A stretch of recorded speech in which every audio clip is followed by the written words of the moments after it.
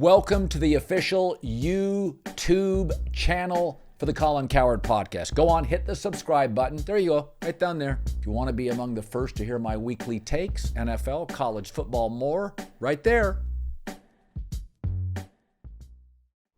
But I want to talk about San Francisco, the 49ers. So I think I told you, I was told by a player I trust 2 weeks ago, Aiyuk's going to be a Niner. I wouldn't say him. I don't know what the word is. He's young. He's a kid. He's emotional. He's a receiver.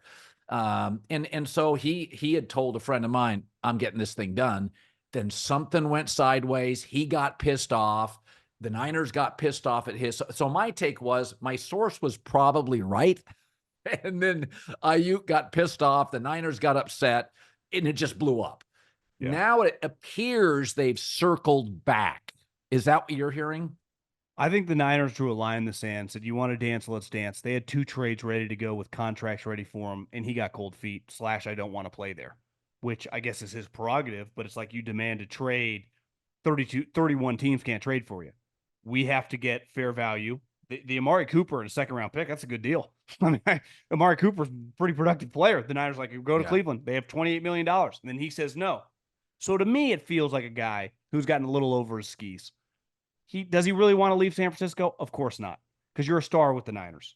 And he's a West Coast guy, grew up in Reno, went high school in Sac, played at Arizona State, has become a well-known name, but got so emotional by this number. And let's face it, the Niners drive a hard bargain. They had a number and they didn't flinch. Because also, you're not a free agent. We don't have to trade you anywhere.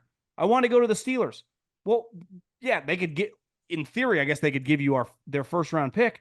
But what good does that do us week 1 against the Jets? That's a player that does not exist for another 8 months. First round picks, or having 2 of them, are incredible in February, March, and April. They do good teams no good during the season. That's why ideally you make that trade before the combine. Well, guess what? The Niners probably tried. No one was offering that at the time. Why? Great wide receiver draft. Why am I going to trade you my first round pick when I get a wide receiver who's going to start at a number, instead of paying a guy $28 million, I get or in a perfect world, the similar player for 4, right? It's basic economics. And I think he overplayed his hand, and the Niners are like, listen, we had these deals. They were the ones we'd accept. Those are the teams. Everyone knows you're on the block. No one else is calling. No one else has the money.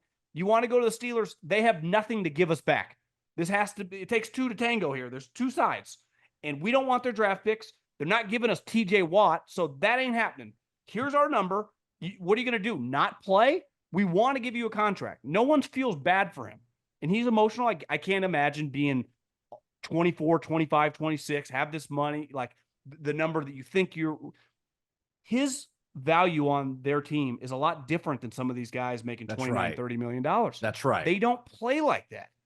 And I just think they're kind of at a crossroads, but I guess he has the leverage to just not practice. He can demand a trade all he wants. But if John and Kyle don't want to trade him, he's not getting traded. Ideally, I think they want to avoid this, right? They don't want this, but they're not just going to give him away because that's the easy thing to do. So he's kind of stuck, and they're pissed off. I know that. Obviously, he's well established that he's mad. They're mad, and this is kind of a joke now, because at the end of the day, Bosa was going to kind of get over on him. He had all the leverage. He's the best player. He was going to get a ton. They go, listen, you're really good, but DJ Moore's been a lot better than you for 6 years playing with Cowherd and Middlekauff as his quarterback. Like you've had productive quarterbacks, and you're never going to catch more than 80 balls here. So the ROI on our investment, if we give you $30 million, is kind of doesn't make a lot of sense. And that's where I think they're kind of stuck looking at each other. I still believe he's going to end up on the Niners, but I think he might be the first player in NFL history who signs like a 4-year, $100 million deal and is mad at the dais when he gives his press conference. Well, get ready for that. Well, there's also a reality that receivers in this league, not named Jefferson, Chase, Devontae Adams, this league is furnished about 30 receivers a year out of college, and about 10 are productive immediately. But every other team, I mean, if you go to the last decade, wide receivers are walking into this league out of college. Guys like Puka Nacua Tank Dell, mid-round guys. And you're like, shit, that guy's a 1. That guy's not even a 2. He's a 1. So the reality is the one position that is literally expanding, because there's a lot of families outside of Texas that aren't playing as much football. There's not as many high school football players today as 10 years ago. There's not. Moms are like, a lot of moms, Southern California, LA, forget it. You're an outcast if you let your kid play high school football, especially if you're west of the 405 freeway, like all the high-end falutin, coastal towns. So Malibu ain't producing CeeDee Lamb. Yeah, Hermosa, Manhattan Beach, and Brentwood, Playa, they're just not. So my take is, but if you start looking at that position, there's fewer good running backs. You get about 1 good left tackle a year, maybe 2. 1 star quarterback, maybe 2 serviceable ones. I could argue, if I went back and looked in the last decade, do we have 8 receivers a year that come in here and stick? So it is hard unless you're like very top of the market. And by the way, if you're very top of the market, it's also discomforting. These guys now make $30 million. Some GMs are like, you better be able to do that on the rookie contract. You can't pay your quarterback and a receiver 30 large, unless he's Jamar Chase. So I think it's one of these situations where if Trent Williams was in year 3 in his career and they had 2 more years not to pay him, I think you could be willing to push it. They can't win the Super Bowl, in my opinion, without Trent Williams. That's the roadblock here too. Yeah, I think like you hit it on the supply and demand. Brandon Aiyuk was drafted the end of the first round, 27. Debo, who carried them to the NFC Championship 3 years, was a second-round pick. I watched today, I had the Colts game on in the background, and the kid from Texas is making plays. He's a second-round pick. So like you said, every single year, obviously first-rounders, second, third, and fourth-rounders are making plays all season long at that position. They cost $1 million. If this was a real estate deal, it would have been over weeks ago. The Niners, they want $2 million.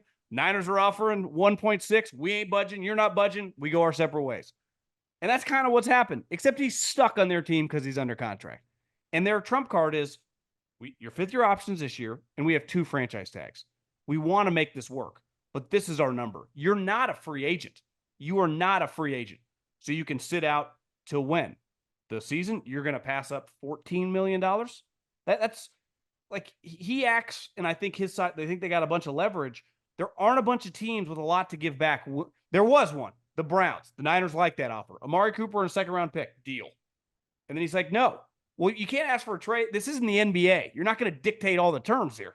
And I think that's what's made him mad. And the 49ers are mad because he won't play ball. Like, we're offering you a ton of money. You're immediately going to be the highest paid player on a highly paid team.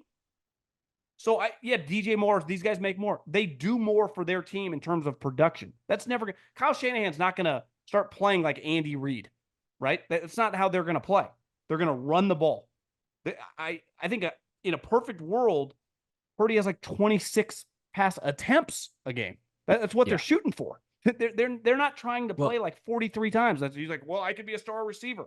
Well, on this team, we're willing to pay you, and you're going to thrive, and you can make a ton off. The 49ers are top 2 or 3 brand in the league. He makes a ton off the field. I do wonder, because of the first-round receiver the Niners picked, if they do sign Aiyuk, who is a deep threat. That's not what Debo does. He's yak. He's yards after the catch, which Kittle is. I do wonder, when they drafted 2 receivers, both can play the slot. They're both hurt. That's the problem. They're injured all the time, both of them. I can see this team moving off some of their guys, like a line, not Warner, but Greenlaw. I think they're getting to a point with Kittle. Travis Kelce before the playoffs, we were like, I don't know, 10 surgeries, I don't know. Then he was great in the playoffs. But I do think Kittle, they're going to have to move off some contracts here. And I kind of look at the Kittle thing. I look at the Debo thing, because they're guys that play, and I love both. And they feel like the DNA. They feel like the Niners. But if you pay Aiyuk, it does change things, because he's a legitimate deep threat. And I think it changes the personality of your team a little bit. If you're paying him 25, John, I'm throwing the ball to him. Hey, football fans, if you're looking to dominate your fantasy league next year, then we've got the channel for you. From the NFL Draft through training camp in Week 1 to Super Bowl Sunday, Fantasy Pros is the home of football content you cannot afford to miss. Subscribe today, and your team will be in championship form in no time. part of why I think the Amari Cooper one, I think they thought it could be a plug and play transition between the two players. His contract's also up at the end of this season, so they get to reset that number. It just disappears on them. So they like the economic flexibility of that. Because it's not just, we talk about the year average.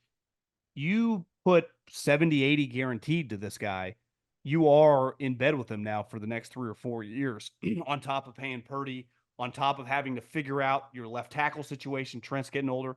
If George were to fall off a cliff, you need a tight end. He's very important in this offense. Fred's got a lot of wear and tear. Greenlaw has a torn Achilles. You just got big picture question marks. And when you go all in on a player, you go, is he a top 8 wide receiver in the league?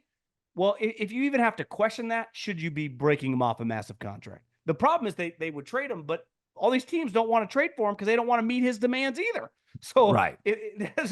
That's where they're kind of stuck in this weird spot. And let's face it, Colin, I would say do they have the most drama going on? I mean, they got this Aiyuk situation that is not figured out. Trent Williams a holdout.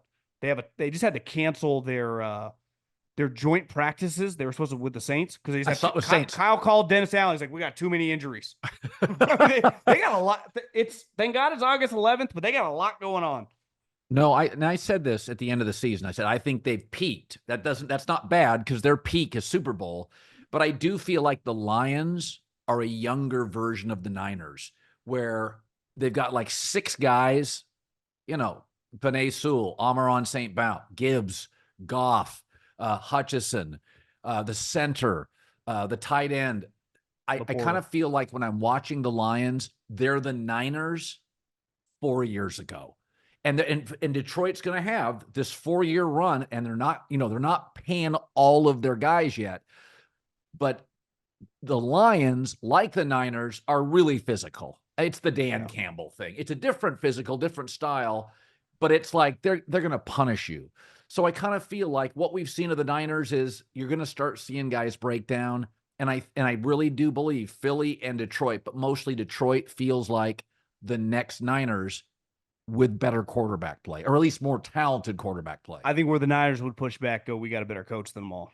And we know how important that is in the NFL. That is. And their coaches, like McVay, they got an elite coach. So when you have that, you can overcome an injury here and there that other teams, when they got more of the rah-rah CEO head coach. They asked Kyle yesterday, one of Kubiak's kids is on his staff. He let him call plays. And Kyle said it was the most bored he'd ever been in a game. He's like, I didn't even know what to do with my hands. I started thinking, it's one, like obviously John Harbaugh, Jim Harbaugh, Belichick for a long time have mastered the CEO approach. But some of these coaches that are just they're not doing that much more than me or you on the couch or a fan. I mean, seriously, like Kyle said, I called a couple timeouts. I wasn't doing anything.